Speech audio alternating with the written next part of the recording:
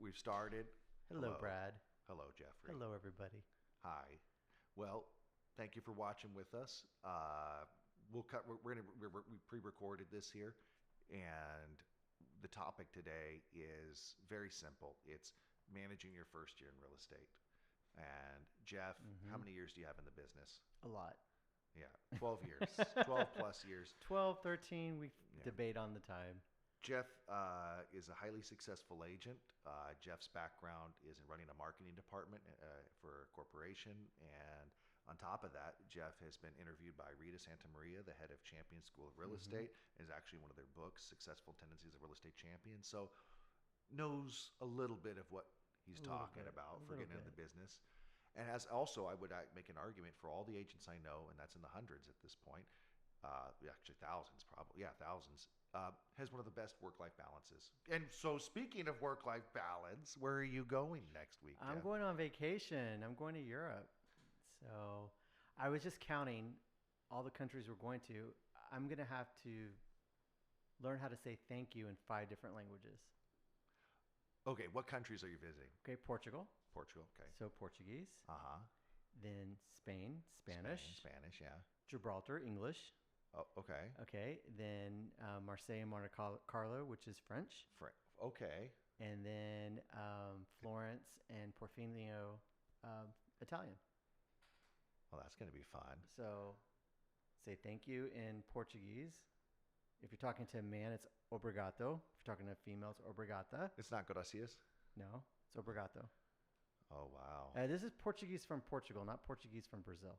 There's a difference. There's a I little think bit of it's a been difference. more influenced by Spain, the Brazilian, because they're surrounded by a lot of Well, Spanish-speaking Portuguese soldiers, is right? from Portugal. They're influenced by the Portuguese people. I Portuguese get that. is not It's still Spanish. the same. It's I not know Spanish. You do not say gracias to a Portuguese person; they'll freak out. they'll freak out. Yeah. That's Okay. So gracias for Spain. Then you have thank you for English. Uh-huh. Merci for French. Yes. And grazie. Grazie. Those whenever you go to a foreign country, it's always good to know how to say thank you in their language. It's very wise If that's words. the only word you know in their language, thank you. Very, is very, the one very you wise learn. words. Yeah. This right here and kind of change the angle. Okay, so we're talking about starting in real estate for a new agent. And this is a discussion. So many people just want to hit pure points, but like if you're wanting to like really understand, like kind of you're starting a business in real estate and you want to understand what you're doing, what this business is about, the nature of what you're trying to accomplish. I think the way I've coached over the years and it's gone very well for me is like helping agents actually understand what they're doing. And then if you're wanting to be a business owner, run your own business, you should have the intelligence to be able to take these concepts, these goals, this basic understanding, and help start building framework from there. And that's, I think, as a coach, our goal is to help people build that great foundation Build and to your grow business. from there. Exactly. So another starting point for this is really this. I think it's understanding where most business comes from. And if you look at this here, this is the Home Buyers and Sellers Generational Trends Report. It's from NAR, and it's asking where people find their agent for home sellers finding their agent. So you're looking at in the prime, like I'd say a big part of the market, that 27 to 60 years old, you're looking between 38, 40%, 33 is referred directly from a friend, neighbor, or relative, or if they've used them previously. And you're looking as it's funny is actually the 27 to 35 range, even more the range of most people. This is where I'd say most activities hitting these days. They're working by referral and relationship. I've loved that stat, and I have since like day one of my career when you showed me this. Over the years, it's been about the same. It's very similar. Over been 12 about years, the it's not same. changed that much. And I built my business on that, people that you know. What does that mean, Jeff, to build your business on this? Like, can you kind of It's expand about on that? the relationships that you have, you establish, and even creating new relationships with people. So, what kind of decisions did you make? How did this influence what you actually did in your first 2 years of real estate? Well, This like information. I explained to all the new agents that start, one of the first things I ask them is how many people are in your sphere of influence? Brad calls it relationship network. I call it SOI. And they give me a number, and that number is always higher than what I started with, What did you start with, Jeff? 50. 50. 50. I knew 50 people that would know me, that I would call them, they'd pick up the phone, they would know who I am, that we had a relationship with. That know you on a first name, that you wanted to grow They with. know me on a first name basis. Exactly. Family, friends, people like that. Normally people say 100, 200, 300, or more. And I'm like, oh, great. I only had 50. So what did that tell? What was that when you looked at your relationship network? You saw 50 people in there. What was the realization you had? Oh, there's only one way to grow. After looking at that stat, I have to meet more people. It's scaling your business. Right. It's creating so to scale your business in real estate, I think you need to understand, like, okay, if you're working by, let's be very logical. Okay. Mm-hmm. If you are working with people, okay, and most business is people referring you business, working with you previously, it comes through this relationship and such, then logically what you're trying to do, I would make an argument, is you're trying to do two things: grow the amount of people in your relationship network, Mm-hmm. and grow closer to those that are in your relationship network as two primary Or goals. bring it more towards real estate. Well, yeah. Starting point just for the relationship network is you know how you manage that field that you plant seeds in, is Mm-hmm. that, and then once you have that nice healthy field, then you're building credibility and such by talking about real estate, entertaining and educating about there's all sorts of things where you can tie real estate in. I would say my job for like the first half of the first year of real estate was growing that sphere. And Brad and I, before we had formal training, I'd meet with Brad once a week. And we'd play a game. All right, this week I want to meet 20 people. Yeah. And I want to, or I would phrase it differently, I want to add 20 people to my database. And I would do it. I would do it easily, 20 people that first week, right? All right, then the following week, let's do 30. All right, I did it.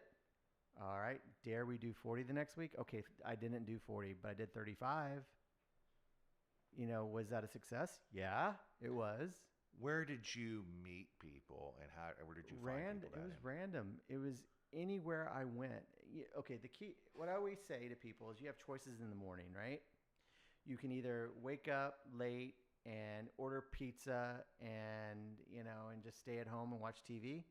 Well, you're not going to meet anybody that way. And I hate saying this, but typically, a pizza delivery driver doesn't have good credit, so they're not going to buy a home from you.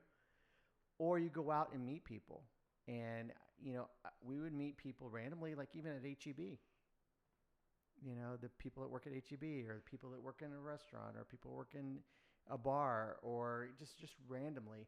It's funny now, we don't even know we're doing it. We're in a public place, and our ears are open and listening to people talking about real estate. I pick people up at Spurs games. Every year I pick up a new deal from the Spurs games. So what's so funny is, like, that's like the antithesis of what people like say like a younger agent wants to do, which is like go talk to people they don't know. But like, I guess it depends on how you define like younger agent, young in the business or young in age. And like, I think, that's one of the healthiest things. I think it's actually an opportunity. You stand out. I would make an argument, and there's one of our agents who I really love a lot, Asher.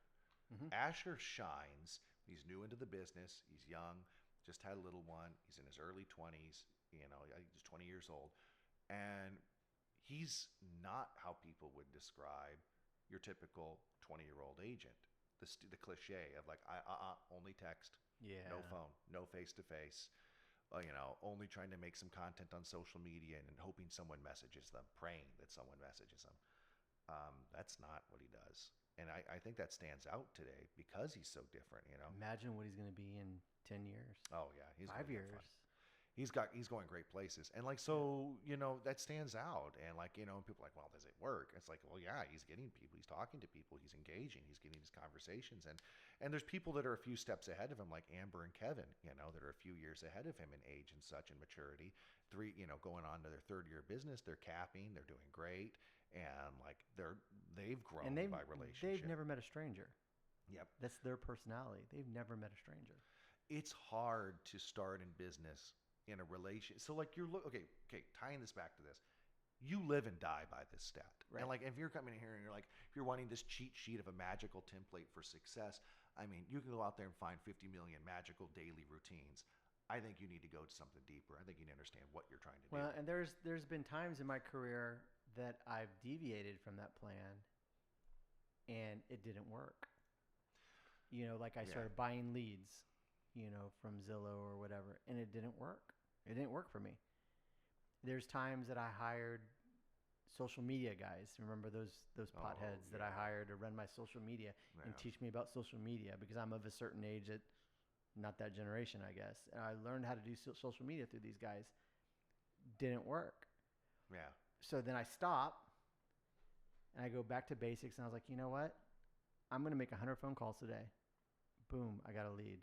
Well, it doesn't have to be phone calls. If you're, But it was focusing back on my network. interactions, Yeah, quality interaction with people. interactions, growing closer. Like, so, okay, as a new agent coming in, that looks different for every single person. So another big ticket item here I'm going to pull. But one thing real before we move forward, look at this. I think what's really cool about this, you have more people working through a website with no reference in the older age group than the younger age group. And that's an interesting trend that I've heard talked about in the industry, which is like people are pulling away from these sources of information that they don't trust necessarily. There's a natural distrust in the younger In audience. someone's website. Someone's website is like, okay, Yeah, I'm not that's going to find great. anything negative about them on their Yeah. website. They right? go to who they know. They Right. trust the people around them. And so I find that interesting that you have the lowest number. You know what's interesting there. about that? In the last few years, I've noticed like a de-emphasis on websites. Yeah. Like telemarketing calls. I get Yeah. all these telemarketers calling me wanting to do business with me. And several years ago, they've always been wanting to work on my website, Yeah. but now it's been social media. Social media is the way, it's a bridge for connecting with people effectively. It's a tool, it's a method, and it's fun. And like, I think, again, like just like with everything else, you have to understand like what you're really trying to do in social media. I would make an argument. Most agents, the idea of going viral, like you talk about, okay, big ticket concepts to learn coming in your first year. The idea that you're going to become a viral agent and that's going to define your business is pretty close to winning the lottery in my book. Now, Pretty much. what's her name from that title company? Blomstrom, Sarah Blomstrom, Sarah? who's really good at social media work. And we had an interview with her a while ago. And I think she framed this very well, which is she says, Brad, like in Jeff, she goes, half the value of social media isn't what I post. It's the window into what my friends are doing. It's a talking point. It's a way to connect with them, to vibe with them, to do things with them. And that's not the thing a lot of people talk about. Is like, okay, I want to talk to my friends, text them, message them, call them, meet them face to face, visit with them, go places. Now I can have better conversations with them by going and not just be like, hey, what's going on? I can be like, oh, I saw your vacation. Yeah. I saw where you ate. Yeah, like That's what I do. If a new agent goes to my social media page on Facebook, they're gonna say you're half travel agent and half real estate agent. That's would be their impression, I'm sure. Well, people And love that's your okay, travel stuff They because love I it. don't use social media that way. I could care less if you like something or not. My page is for me and for my history that I can go look back 5 years from now saying, what did I do on this day? Yeah, That's why but how I use social media is to spy on you. yep. Oh, today's Brad's birthday. I'm not going to send him a little cute meme that everybody does and all that. No, I'm going to call him and say, hey, Brad, happy birthday. You're the big 4-0 now. It's the You know, purposeful let's- interaction. Let's go grab lunch, Yeah. or something like that. Or, Aaron, you have a beautiful new baby. Congratulations. When can I come by and see you? See, that's smart. Things like yeah. that. That's how I use social media to keep up a date with you guys. You guys, as in my people. So social media is a tool, a very powerful tool in real estate today that allows you to connect with people better. And I think people breaking, because you have this high, okay, let's have talk about a very real stat. Most people fail in real estate. I mean, Yeah. you're talking like close to 90% in San Antonio, by the way, are not practicing in a year or two to get into it.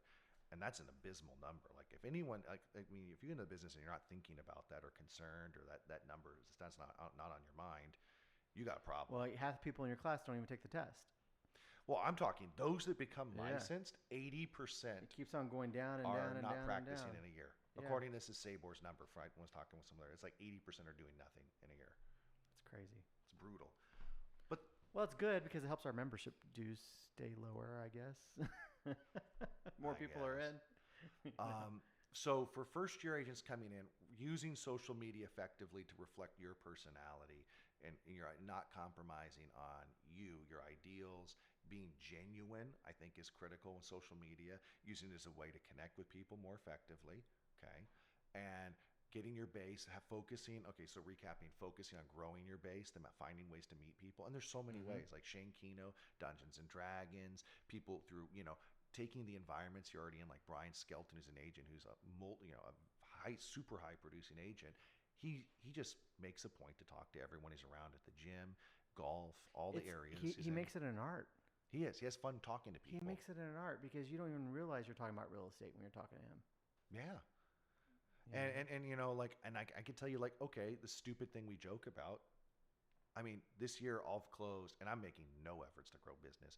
2 deals from Video Game Buddies. Have you noticed in the last several months I have not made fun of you on video games? Yeah. And that is why. And I just got another. I got another from a Facebook post from an old friend. I posted Grandpa's letter that we talked to, a really cool letter written in 1983 to an attorney. I posted that, and you know what? I got a phone call, and we're searching for homes right now. Mm-hmm. Crazy. Isn't it? It's crazy. Just a few things. If you put yourself out there, it happens where you least expect it. It's a fishing trip. It's a fishing trip. So that's a good thing for new agents to come in, is when you're looking at growing your business, it's a really good analogy is you're putting all this good information out there, you're staying in touch, you're bringing your relations, you're building this net for catching business and such. But there's a certain level of patience because not everyone's buying or selling. And this is another big realization for new agents. Just because someone will work with you doesn't mean they're going to work with you today. One of the biggest people that have given me referrals has never done a deal with me. Yep. And they never will because they're going to die in their house. And they're not But they looking to love buy you. another house. But they love me. I help them out with things. I do things for them. So naturally, they feel like they want to do and help me out. And they referred me more people.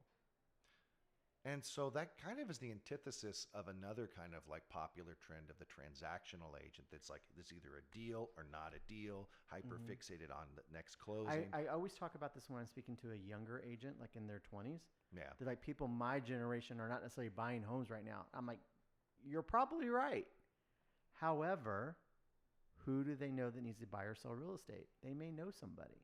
So don't discount them because they may have an older sister, brother, friend, mother, father that's in the market that's looking for an agent. You don't know. You don't know. I guess that's the key point. You don't know. You're not God. We don't know everything. But if you don't ask, you get nothing. That's true. And like if you do nothing, I guarantee you what you'll get. Nothing. Exactly. Nothing. And it's such, and like that's like one of those hard, like it's common sense for a high producing agent. Don't even think about it because they already know it. It's like you're an idiot if you don't understand you have to work. But for a new agent, I mean, it's like I have to go connect with people. It's like what I told Hector, and it's the funniest thing is when he first started real estate, he was a little bit on the shy side. And I told him, practice your elevator speech at HEB. Yeah. The person that's checking out your groceries, the checker, they're captive. They can't move. They can't be rude to you. HEB doesn't tolerate that. Practice your 1-minute speech about real estate. The first time he did that, the guy told him, "Oh, I'm looking to sell my condo," and that was one of his first deals. And I told him point blank, that was not supposed to happen. It's supposed to be harder than that. It's supposed to be harder than that. You're just doing it to practice. So if you always every day practice something, yeah, I can't guarantee you that something's going to happen, but it might. Well, and it does. Inevitably. Does. You roll the dice. It does. There was an agent here too. She only did one deal. Diane. Yep. And is neighborhood marketing. And she knocked on someone's door and they finally said, "Yeah, I'm looking to sell. I want to hire you." Yep. And I'm like, that was not supposed to happen. I had to do that 3 times before that happened. Well, I mean, you But it capture happened. most of the business in your neighborhood, and Jeff. I mean, like you're the neighborhood marketing guru, but you had to walk your neighborhood. Was it 3 times, 1,500 homes before you got your first So deal? yeah, or 3 something? times, 500 homes each, so 1,500 homes. So time-wise, that was 3, 6, 9 months, maybe 10 to a year before I got my first deal in that neighborhood. But you didn't give up. No, and I knew that. See, that's the thing that I knew before I even started is that, marketing is not a one and done. No. It's all about hitting when they're ready to make that buying or selling decision. What's that stat? 10%? Yeah. It's a numbers game. There isn't, you cannot, like, we can talk about persistence and all these things, but all these concepts, like, I think they neatly tie together. And like, you could take it, like, you're like, well, okay, I want the firm ground. I want the secret to getting in real estate. It's like, okay, well, here's a great secret. Go meet people. Go meet people, go talk to people, go have fun. But like, we talk about a formula. Go out. It's the, what is the formula for success? The number of interactions you have with people times the quality of those interactions is success as far as generating business in real Turns estate. into a lead, then turns into, yeah. Everything ties into it. I want to So get. I'm so yeah. excited. I'm so excited for the Spurs season. Yeah. Forget basketball. Uh-huh. It's because I know the person sitting right next to me is going to be a new season ticket holder that I don't know yet. So a new relationship. Let's hope I don't know them. Prob- I'm hoping I probably don't not. know them. It'd But be if weird. you do know them, you'll get Watch to it be know Jason them. Gutierrez sitting next to me. I'll be like, what? You hit him. Like, hit you need to move. Yeah, Jason, get a new seat. Yeah. But I'm looking forward to meeting that person. And I've already know what I'm going to do the first game. Just say hi, just introduce myself, say hi. I'm not going to even mention real estate, right? We're going to talk about the Spurs. Then I'll see them in the next game. Talk to them again, say hi. I probably buy them whatever beverage they're already drinking, and start talking a little bit, saying, and I'll ask them, what do you do? And they'll tell me what they do and all that. And then they're going to ask me what I do. And we're going to talk about real estate. Then they're going to ask me the question that everybody asks, how's the market? That question, you should be able to have that rehearsed in your head as a real estate agent, as a new agent. Now. I train on it. Good, for years good, now. because everybody's going to ask you that question, and it's a low level question. How's the market? Oh, Jeff, how's the market? Okay, let's have some fun here. No, we're not going to do that. Just come on. No, Let me put you on the spot. I'll put you on the spot. No. You can ask me if you like. I have no problem. Okay, ask me. Okay, Jeff, how's the market? First thing I'm going to say is I'm going to say it's great, because I'm not a negative person. Okay. All right? And I'm going to say, what are you looking to do? Are you looking to buy or are you looking to sell? Okay. So then you kind of explore. Let tell them, me, what are you looking to do? Buy or sell? Well, I'm kind of looking at the listing market, what it's like to list a home today, right now. Listing your house? Perhaps. We're exploring the idea. You're exploring the idea to list your house. So if you look at how he does this, it's very smooth. He makes them give the reason. You know why, too? Because I expected he was going to go the other way around, and I had that rehearsed already. So I'm giving time. There we go. All so right. Listing. Yeah. Great. It is a great time to list your house right now. There are buyers looking for homes right now in this market. And I would love to come by to look at your home and to help you get that home ready to sell. Okay. Boom. So talking about I'm going that. right in. I want to get into that house because then I'm going to suggest to you, I'm going to show you facts and figures how homes sell because of location, price, and the third thing is condition. And I want to see the condition of your home. So you talk about the home itself. You talk about what's going on, what it's like to sell it. Okay. Someone asked me about the market. Like I think, I'm not going to go into my whole spiel, but I'll go really, really fast. Yeah. I and you handle have it a to because little we're bit getting ready to watch the game. Yeah. Like, well, Right? I think so here, you're going to hear a very different answer. The market to me is opportunistic. And they kind of stop because I let them have that pause. And I'm like, okay, let's talk about selling. Selling today in the market, the challenge that you have in selling is you have a lot of competition. There's more homes for sale now than ever before in San Antonio. But here's the thing is home prices really haven't declined in San Antonio either. And it's not a homogenous market. It's one of the rare times where certain areas are moving upwards in momentum and other areas are not. So like you really need, what does that mean for a seller? I asked them questions. So what does that mean? You know what I really would have said? What? So, Brad, what are you looking to do? You looking to sell your home? Where are you planning on going? You like to go straight to the Well, point. but you know why? Because you're going to tell me, oh, we're thinking about moving up, or we're thinking about moving out of San Antonio, or we're thinking about doing this. And I'll be like, and then I'll go into the buyer's market really quick saying, that's great because everything's on sale right now. Yeah, like you have a lot of negotiating power. You have more listings for sale, but things are still selling at top dollar today is why I tell people. That means but what the requirement though, the way you win on the listing side is you know your market and you need to present well. I heard that the other day when they were explaining the market as to a buyer. The first thing they said, the market's great. Everything's on sale right now. And then when they say I like to do the challenges. So like for me, like I don't want to go into a whole lesson on it, but like challenges, opportunities for sellers, like what's the challenge in the market and what are the opportunities? The opportunities are getting top dollar, especially if you know your market, you know what's going on, you know your competition, and you price and you present accordingly. On the buy side, hey, flip the switch. You are now on the buy side. So you have a lot of options on the table. So the way you win on the buy side in today's market, the opportunity there is your great negotiation power.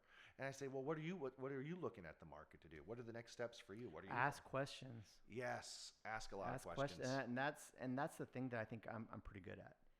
Is You I'll ask dig questions in. and questions and questions and questions, and then I'll come up with You the dig answers. into it.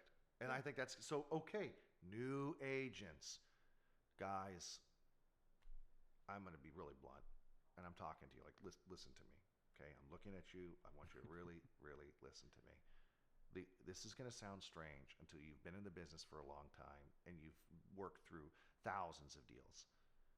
The oil of this business, what moves it forward, what makes things work, the skill, it's almost like a superpower. And Jeff just said it, is your capability to ask questions is what moves the machine forward, solves problems, builds relationships, and allows you to get to closing and effectively work. It is the oil of your business, is your Amen. ability to effectively ask questions. And that is, I'm not aware of that being in any book. It's Well, probably somewhere stated. it probably is somewhere, but Brad asked me about the market and listings. My first question in my mind, even if I don't say it, is why do you want to move? Yeah. What is the reasoning? It's instinctive. Right. Why do you want to move?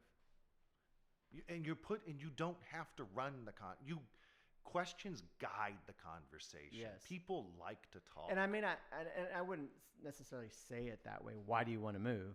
It's pretty No, blunt, right? yeah. But in my mind, that's what I'm saying to myself. Why does he want to move? Well, you know what you're trying to go. Mm-hmm. You're asking questions you're effectively framing a path to move forward with your conversation. That's the genius of good question asking, and it's a skill set that I think it's not until you've kind of like played around, failed, struggled, dealt with problems. You don't realize how critical that is. Mm-hmm. And it comes also, I would make an argument, probably some of this logic. I think this is why we work really well with people with a managerial background, because I don't think that's just real estate where good question asking is this like oil of business. Anything like pull back from your managerial time and working with people Well, and such. that's salesman 101. Yeah. Is ask questions and you can tell the ones that are opposite, that are always talking and not asking questions. Exactly. And you're like, ick, you're a used car salesman. Not that used car salesmen are bad, but you know what I mean. Well, I would make an argument the good car salesman knows how to hone in and understand what someone's looking for and gives them options. Dershowitz. Yeah, exactly. Dershowitz, perfect. That's critical for any kind of sales. Sales is not like, it's not about being this like. How did Dershowitz get Hector to go from being a truck guy to buying a Mustang Mach-E? You tell me, you were there, I'm It sure. was salesmanship. What kind of questions did he ask? He asked about price. Number one, he asked about price. Price. What's your budget? Budget. Okay. And if I have a phenomenal deal for you, would you go for it?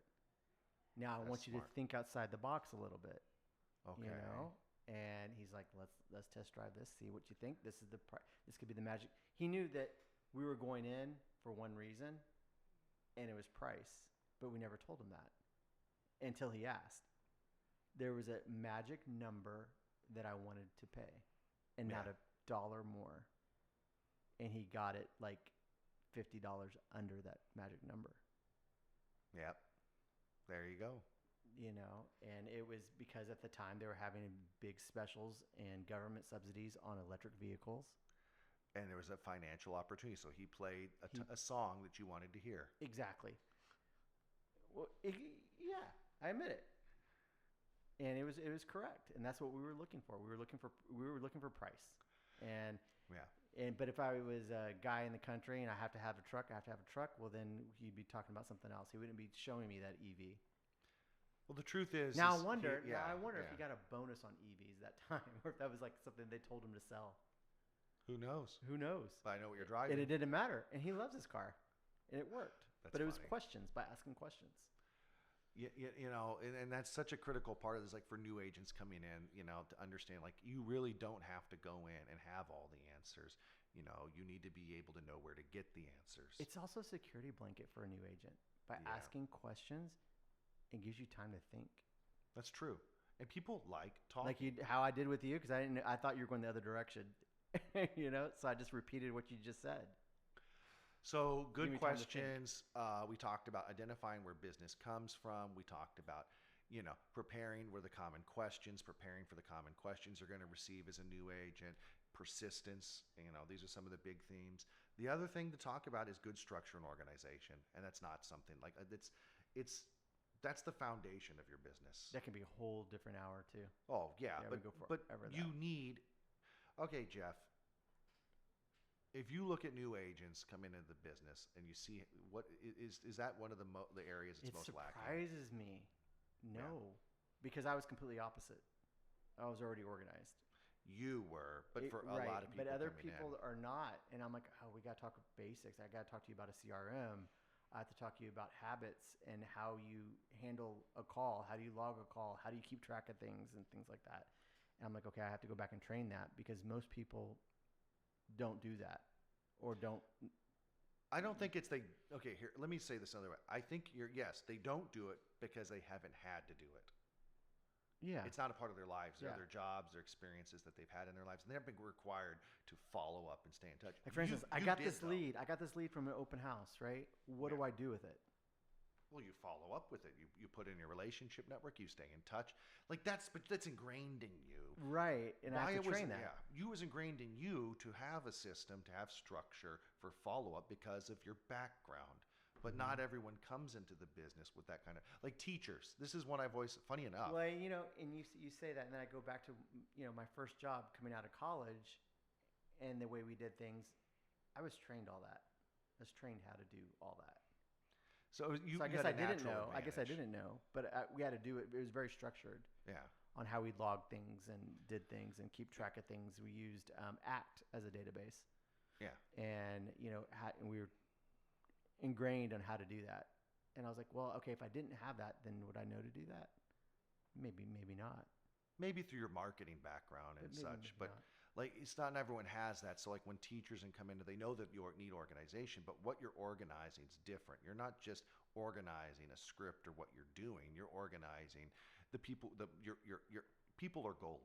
Like I think that's a really good way for agents to get this really quick realization. People, your relationships are gold. Value them, treat them as such, cherish them. Have a list of everyone you know. When's the last time you talked to them? What did you talk about? What's going on in their lives? That information allows you to grow closer to people, and also it helps you deal with probably one of the biggest problems or biggest the biggest restriction that we all deal with. We're all human. You're a human being, Jeff. Okay, you started with 50. How many people are in your relationship network now? I think I have about 2,500. 2,500 people that Jeff is staying in It touch might be with. it might be plus or minus. 2,500. That's Okay, what's in Jeff, market leader. could you, let's say you, even just a fifth of that, you're actively staying in touch with. How could you humanly remember birthdays, events, anniversaries, all the effective things that you need to do No to way. stay in touch? You couldn't No do way. that without structure and No, organization. literally, if the cloud just blew up tomorrow, well, I have it backed up elsewhere. But let's just say I didn't have that. But the cloud just blew up tomorrow, I'd be almost out of business. Started You all would over. cry. Oh, I'd be in here. There would be. It would be an yeah. emergency meeting with Brad and Brian. It would be pretty bad. Well, we could probably, funny enough, we could probably piece some of that together off the, the Yeah, but you know accounting how system. obsessed I am. I have it on. I have it But like elsewhere you too. want to track the people. Okay, like I think this is a novel concept. Is you need to actually track the people you want to grow with. That's the like who goes on the list? Anyone you want to grow with. Well, like what information do I need? You need a name. Do you have to have everything else? No. Well, eventually, You need a yes. phone number. You need email address, and if you're really good, an address. It could be someone that you just work out with, and you go on. It's in a walking group that you're with, and you don't even know their phone number.